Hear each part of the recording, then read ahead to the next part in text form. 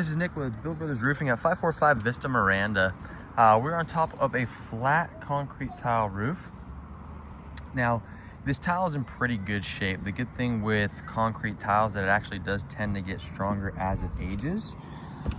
So this is a good candidate for a lift and reset, but I want to point a few things out on this roof. Now, one thing I noticed right off the bat is it looks like the roof was tuned up recently. So it looks like there's been some minor repairs. Somebody went ahead and resealed these penetrations. They went ahead and repainted them.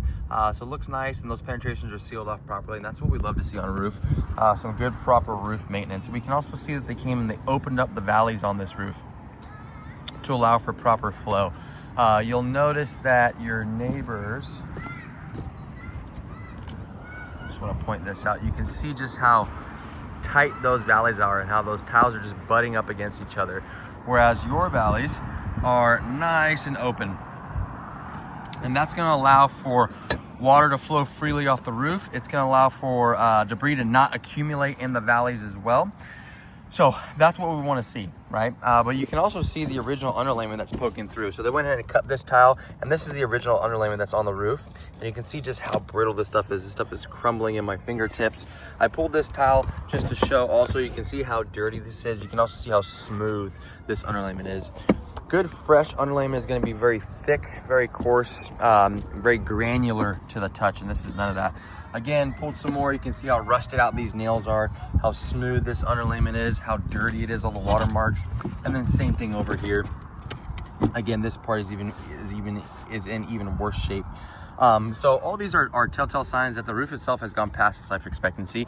There's a common misconception that the tile itself is what's protecting the house, the roof, and that's not true. It's the paper that's what's protecting the house, and then the tile is protecting the paper. So once that paper has gone past that life expectancy, it's time to replace it. So again, this roof is a good candidate for that lift and reset process. We're going to lift all these tiles up. We're going to replace all that felt underlayment with a layer of titanium peel and stick underlayment. That is a thick, very, very thick and sticky self-adhesive product that goes directly to the decking itself. And then once that's installed, then we'll come back out, reflash the penetrations, reseal them. We'll go ahead and install the tile back on top of the roof. We'll add brand new drip edge along the entire perimeter of the roof as well, new tile riser. Obviously, this homeowner can go ahead and go with a new tile roof if they need to, but again, it's not 100% necessary. We'll go ahead and reseal, replace all these mortar caps. So you can see all the repairs that have been done around this one as well.